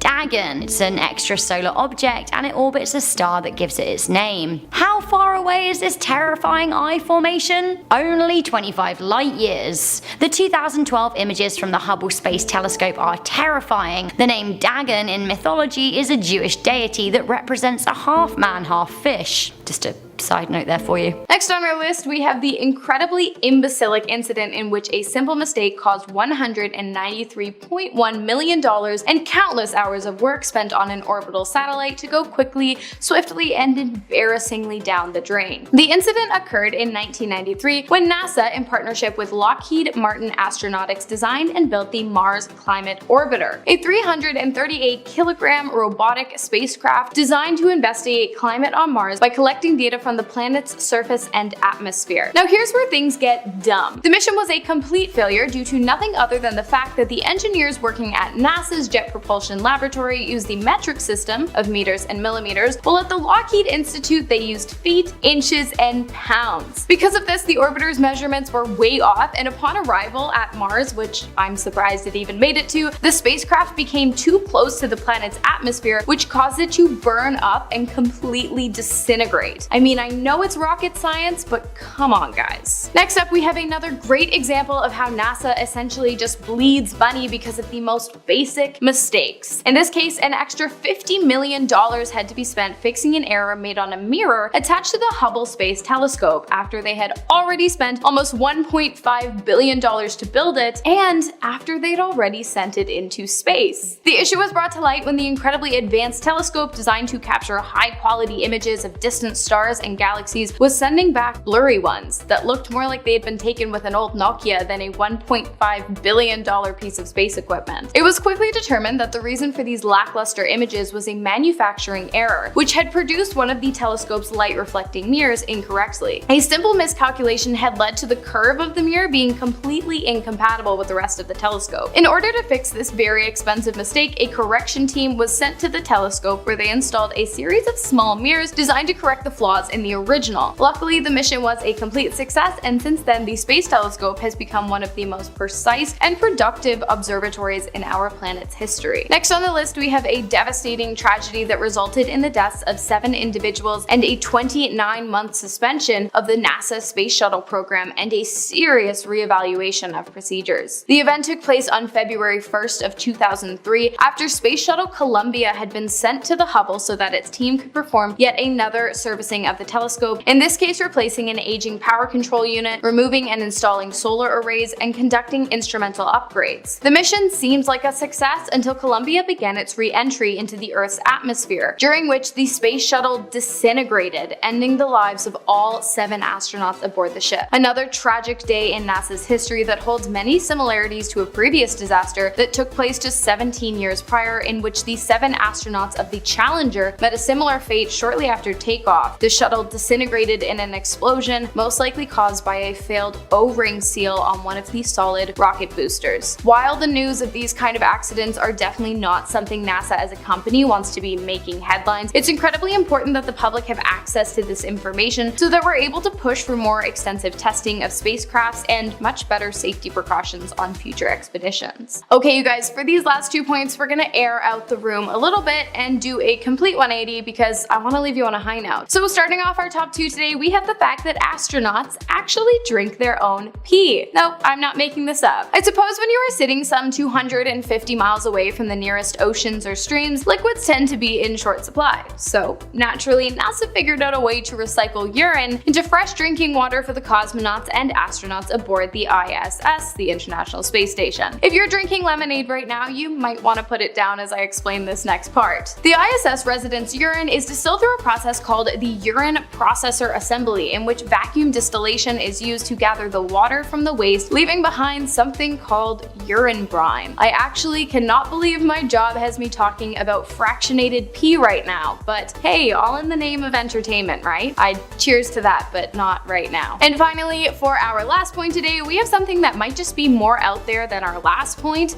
if that's even possible. I don't know, I'll leave it up to you. How do I phrase this? Have you ever wanted to do it on the moon? Well, if you have, you'll probably think this next guy is a complete legend, because while he didn't actually do it on the astronomical body of the moon, Thad Roberts certainly had an astronomical experience with a body on 600 pounds of moon rocks that he had stolen from the NASA Space Agency. 600 pounds of moon rocks valued at $21 million, by the way. That's like committing grand larceny 4,200 times and then doing it on the loot. The worst part of all this is that the moon rocks were supposed to be studied by scientists, but it seems his specimen ruined their specimen. Roberts was charged and convicted for his crimes, sentenced to 100 months, 8 years in federal prison. Upon release, Roberts promised to keep his hands and other things off of the space agency's important artifacts, but he also made a point to say that he in no way regretted his actions. Starting off this countdown, we have the secret entrances. Just last year, a man claimed to have found 3 hidden entrances that lead to Area 51.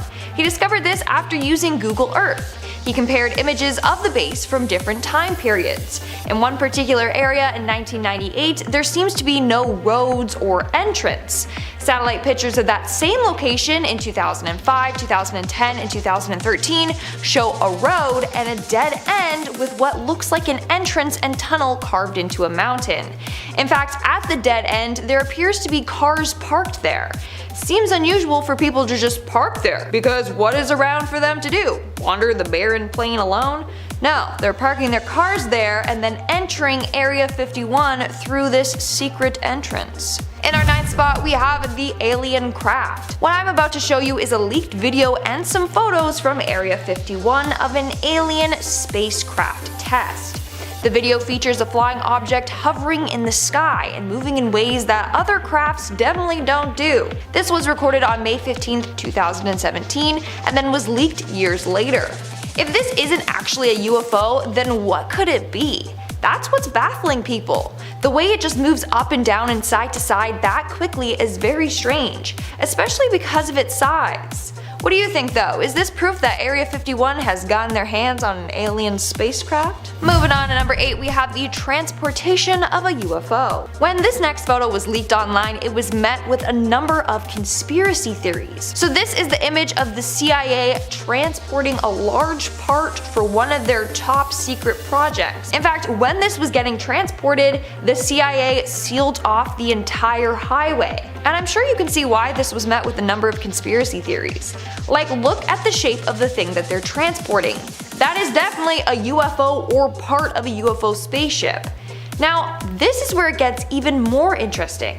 Somehow, a group of bikers made it onto the road. When they were stopped by some soldiers, they asked what they were transporting, and the soldier said they found a UFO up in the mountains. Now apparently he said this jokingly, but who knows? Coming in at number 7, did NASA capture an alien moon base? And also, did they accidentally release pictures of it? According to some conspiracists, then yeah, they did.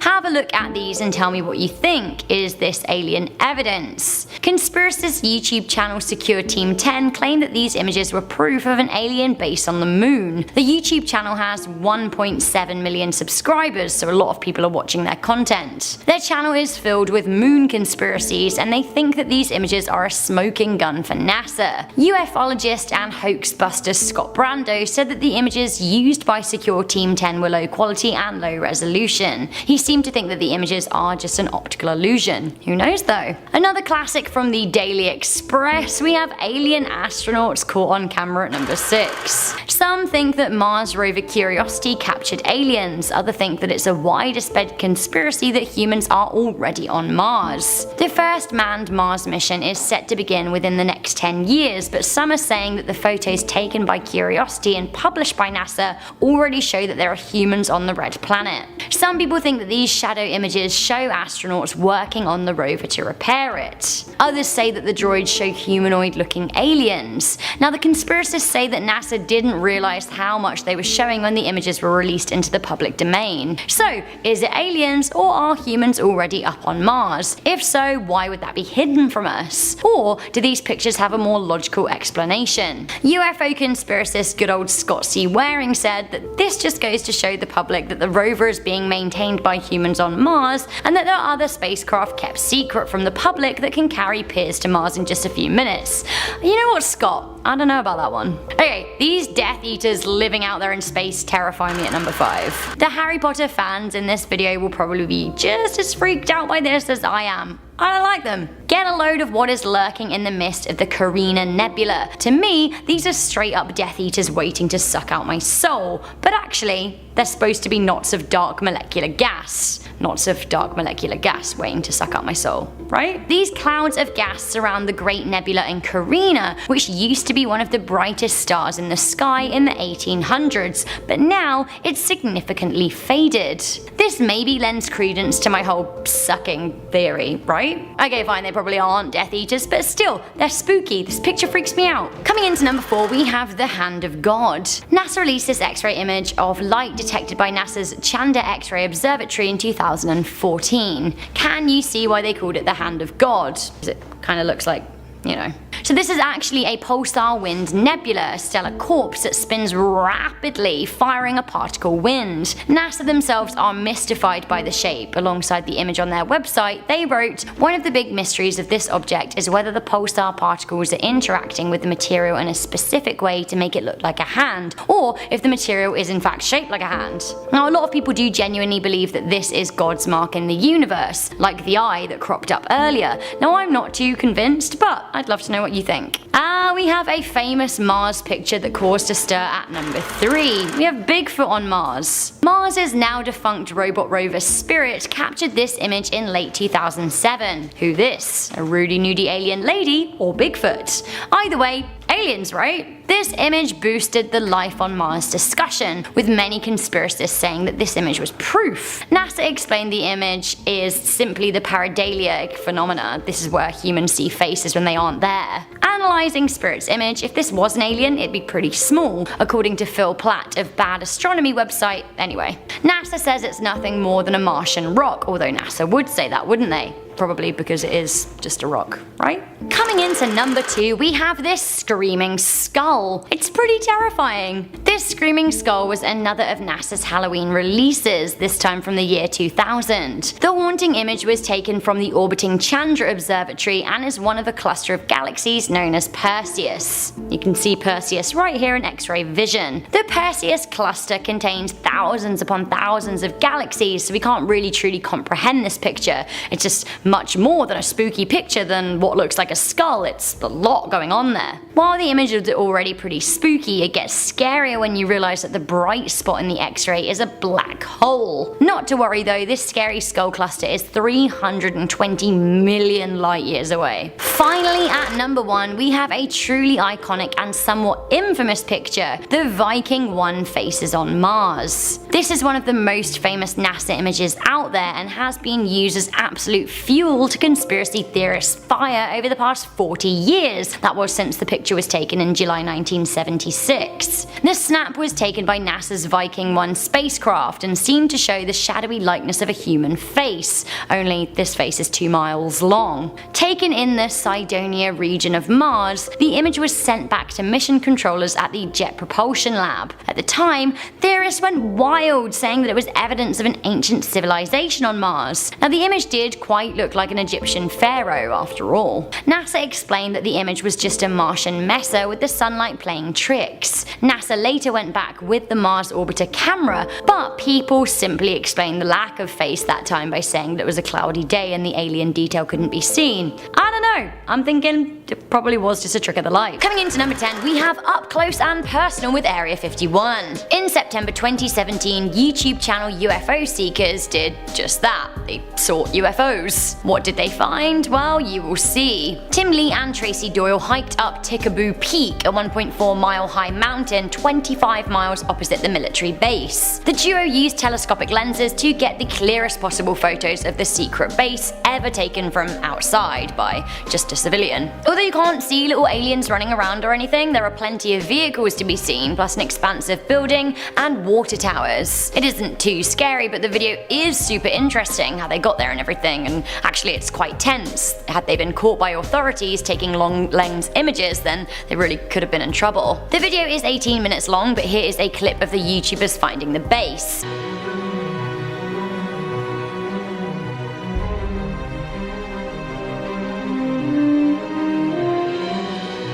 The video has had over 2.4 million views. Perhaps the Kyles are watching it to swat up for their attack planned on the 20th of September. Kyles. Coming in at number 9, we have even closer, if you can imagine it. This is one of the closest ever images taken of Area 51. It was taken from a light aircraft and is in the Nevada Aerospace Hall of Fame right now. Here we can see a much closer overview of the whole compound, something that would have been classified just a few years ago. Coming into number 8, we have the airstrip. In 2013, some documents about Area 51 were declassified, although many criticized the response to the Freedom of Information request to having been underwhelming, featuring heavily redacted information. Nonetheless, in 2016, the US did permit Google Earth to photograph the area, which had previously been a no-fly zone. Now you too can view the facility from a bird's eye view. You can check it out and see what's going on, although from very high in the sky. From browsing Google, around 12 miles north of Area 51, there seems to be an unexplained airstrip coming in around 1 mile long. There is also a visible cluster of buildings at the end of the strip, which is kind of baffling. We've got no idea what's being tested here. According to intel from the website Live Science though, it is thought that the space could be used to test reconnaissance drones.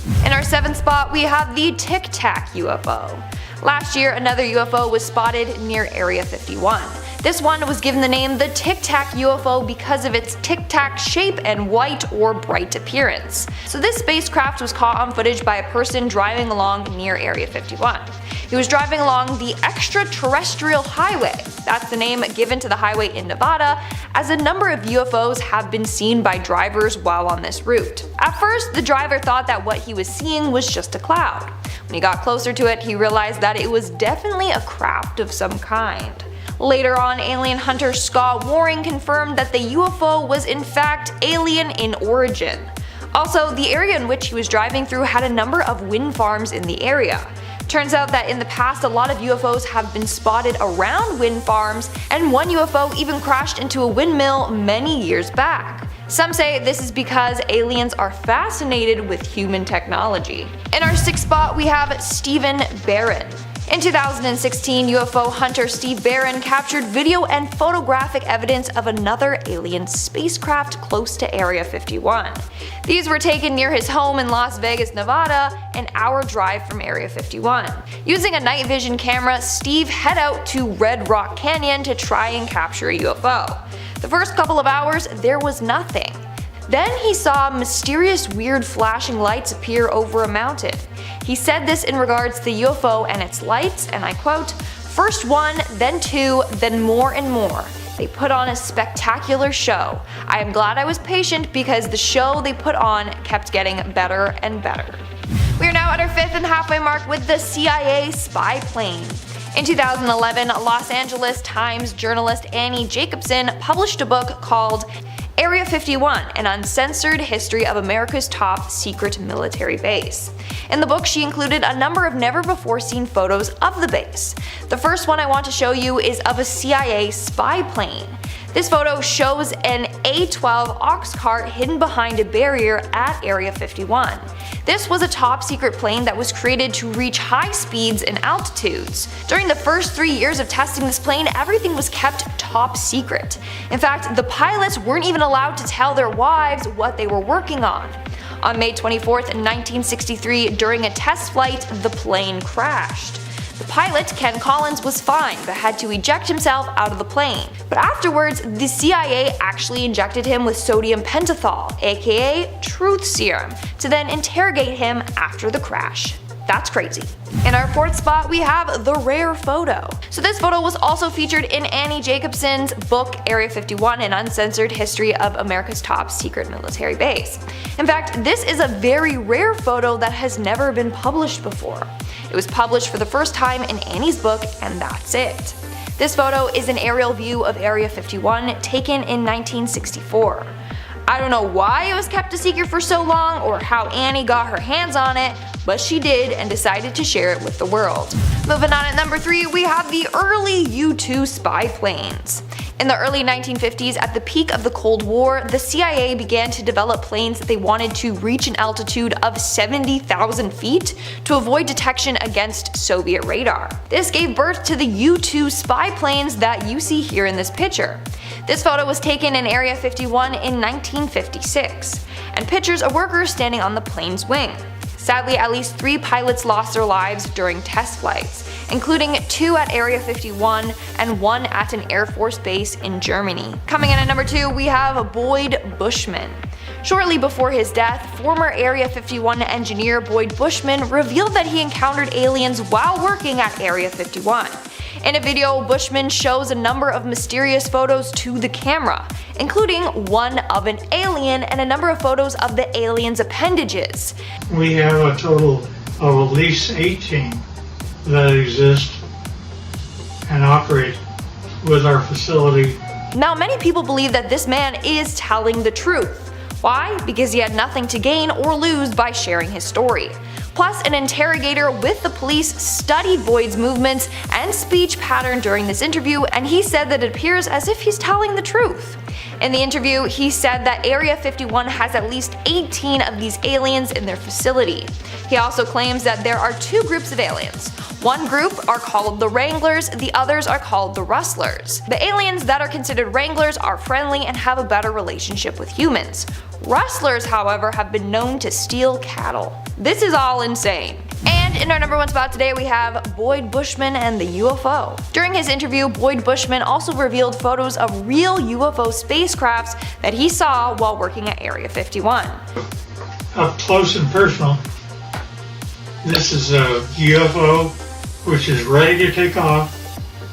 So that's a close-up photo of a UFO spacecraft taking off. Then he also showed a different photo of a UFO spacecraft with its lights turned off. Number 10. Astronaut sightings. Who better to trust about what's going on in space than people who have actually been to space before? That's right, numerous astronauts over the years have reported seeing things that they think might be UFOs. Buzz Aldrin was one of the astronauts aboard the Apollo 11, and during their journey they all reported seeing flying objects. Of course, space debris exists, and it could just be some metal junk that was adrift in space. But then, why did they report that the objects appeared to be following them? When they thought that it might have just been a detached part of the rocket that was flying alongside them, they were informed that this piece was actually 6,000 miles away from them, and they definitely wouldn't have been able to see it from that far away. He also said that when they brought it up, they were briefed to not talk about what they had seen out in space. Well, the government can try all they want to cover things up, but eventually word always gets out. Number 9. Paintings.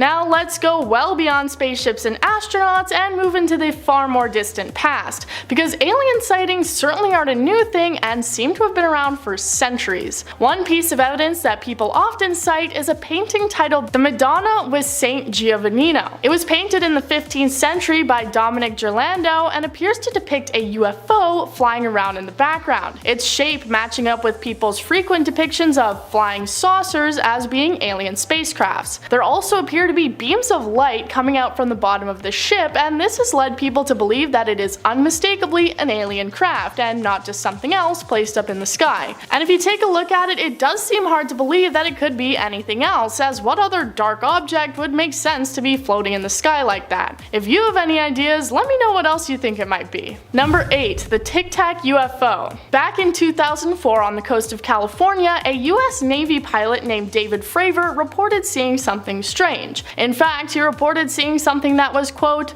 something not from this earth. They were about 60 to 100 miles off the coast of California, and he was leading a strike fighter squadron through some exercises when the incident occurred. He said that he saw a tic-tac shaped vessel flying through the air at incredible speeds, but it wasn't just him who saw it. It was also reported by another flight crew who actually followed after the craft and even filmed it. While the footage was originally kept classified, it's now been made available to the public. The case was then published by the New York Times after the Pentagon acknowledged its Advanced Aviation Threat Identification Program, which is actually the Pentagon's own 21st century study of UFO sightings. Coming into number 7, we have the Paradise trailers. Area 51 used to be colloquially known as Paradise Ranch in order to make it sound more appealing to families of workers. I suppose it's a lot to ask a person to relocate to the middle of the desert, so why not rebrand the place Paradise and make it sound more appealing? An image has been released of the Paradise era showing a number of trailers at the facility. Is this where families lived, or was it home to aliens? It's kind of cool seeing how things used to be in its heyday, assuming its heyday's over. We just don't know. Alright, coming into number 6, this is the big one. It is the alien autopsy. The alien autopsy was reportedly shot in Area 51 and depicts the aliens that were transported to the facility from Roswell after the 1947 crash. The crash was said to have been of a flying disc UFO and was said to have contained wounded aliens. The video was released in 1995 by Ray Santilli, who said that the footage had been supplied to him by a former military camera technician who wanted to remain anonymous, obviously. Let's have a little look at the footage, shall we?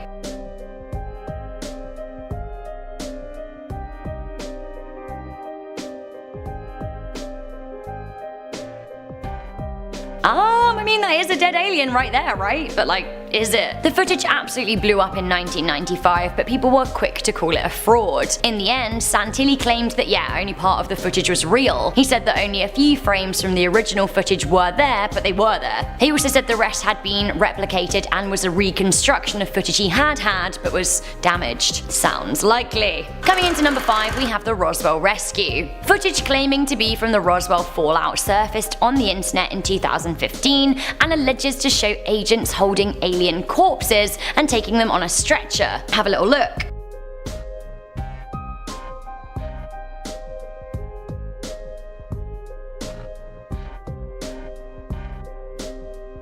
I don't know, it kind of looks a bit sketchy, right? Can we get another look?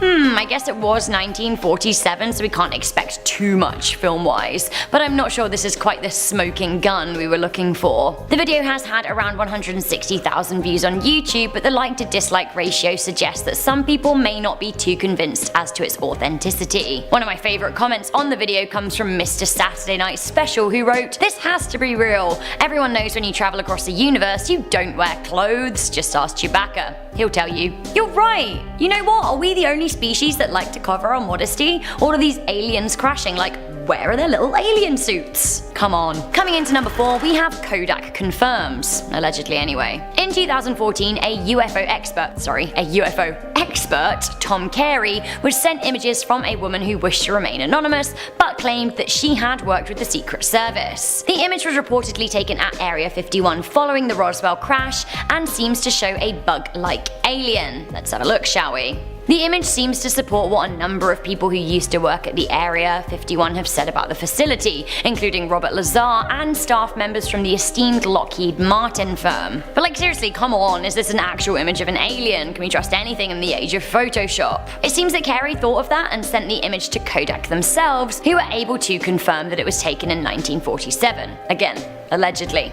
If they sent him a letter saying this, then I haven't seen it. When speaking to the press, Carey said, "What's interesting is that the film is dated in 1947. We took it to the official historian of Kodak up in Rochester, New York, and he did his due diligence on it, and he said that yes, this film strip and the slides are from 1947. It's 1947 stock. From the emulsion on the image, it's not something like's been photoshopped today. If Kodak did call this authentic, I haven't seen any certification." Coming into number 3, we have another alien, of course. In 2012, Chicago videographer Adam Dew received a call from his former business partner Joseph Beeson. He claimed that he had something to show him, and boy did he. Beeson had a private disposal unit sister, and she'd come across a box of photographs that seemed to have been taken by someone close to President Eisenhower. He was in a number of the images himself, as were Bing Crosby and Clark Gable. 2 of the images she had been tasked with disposing were absolutely outrageous. Get a load of them for yourself. That's right, it is a small withered brown body of an alien in a glass case. And this was all among the images of the president, which is pretty crazy. The images were found in the garage of a woman named Hilda Blair Ray near Sedona in Arizona. Now the pair did believe that the images were linked to Area 51 and Roswell. They sent the images to none other than Tom Carey. Tom once again believed that the images looked just like what witnesses had described in the Roswell crash. Let's have another look, shall we? It really does kind of look like an alien wrapped in some kind of cloth, but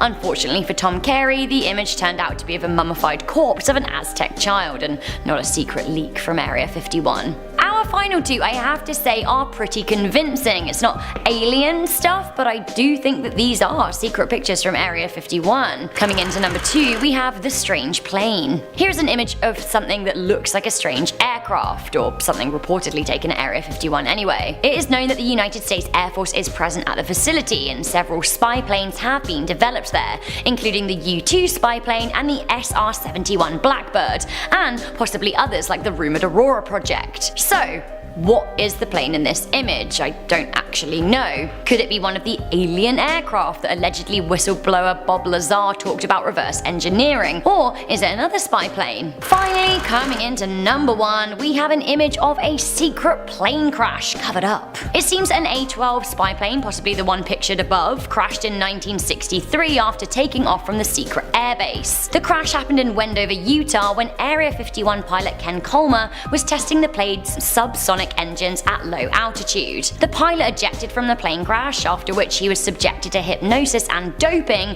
to make sure that he relayed the incident and how it occurred honestly and truthfully. Here are the previously classified images of the crash. Now, as you can see, vehicles raced to recover the wreckage, which was extremely sensitive to the United States Air Force. It seems a government sanitation team was deployed to remove all traces of the spy plane. To me, that sounds very, very strange. So too does it that they kept the images of this plane crash a secret for such a long time. Do you think it really was a spy plane that crashed, or, given the response, something much more sensitive? Alright, starting off this list in our number 10 spot, we have the reflecting pool. This is one of the creepiest or most chilling images ever taken. It depicts a young girl in a graveyard who is looking down at her reflection in a pond. Okay, maybe a little eerie, but not exactly chilling. What really makes this photo what it is, however, that there are seemingly 2 different reflections looking back up at the little girl. No one knows who this girl is, where she is, or when this photo was taken, but it is estimated to have come from somewhere around the early 1900s. This photo was analyzed, and it has been said that it is unaltered or edited. Who knows how this photo was possible? Maybe there was some sort of invisible entity standing beside her that we could only see the reflection of, like a reverse vampire or something. In our number 8 spot today, we have Bikini Island. Bikini in the Marshall Islands was once inhabited by around 170 islanders until 1945 rolled around. The US president at the time, Harry Truman, ordered that the military continue to test nuclear weapons just in case they were needed in the future, since this was just shortly after the end of World War II. Unfortunately, Bikini was the place that was chosen to be the testing site, since all planes and ships traveled on routes that weren't close to the area. The residents of the island were asked to vacate, quote, for the good of mankind and to end all world wars, to which they of course obliged, under the impression that they would one day be able to move back. Test weapons were detonated on the reef itself, on the sea, in the air, and underwater, and this photo shows what was happening during just one of those tests, and it wasn't even the largest one. Although the former residents of Bikini were promised that they would one day be able to return home, the island still remains uninhabited because of the mass amounts of radiation that still exists there. In our number 8 spot today, we have this huge grasshopper. This photo is allegedly undoctored, or at least that's what people once believed, but as it turns out, this photo actually comes from a line of joke postcards. Thank God. Apparently it was a hilarious hit back in the day to create postcards depicting a super ungodly large kind of grasshopper. Like the kind that would make me line up first for a trip to Mars if I saw one hopping around here on Earth. Or should I say, leaping. Like for a second, just imagine. With how high regular tiny grasshoppers can jump, this thing would be jumping into the clouds for sure. Also, like, what would it eat? No thank you to large bugs, especially ones that can jump. I'm just so glad that this one turned out to be fake. Even though it's fake, I wish this was still one that they withheld from the public. Number 7. Wow! Exclamation point. The Search for Extraterrestrial Intelligence, otherwise known as SETI, is a group that, well, searches for extraterrestrial intelligence. In 1977, a large radio telescope outside of Ohio was scanning the skies on behalf of SETI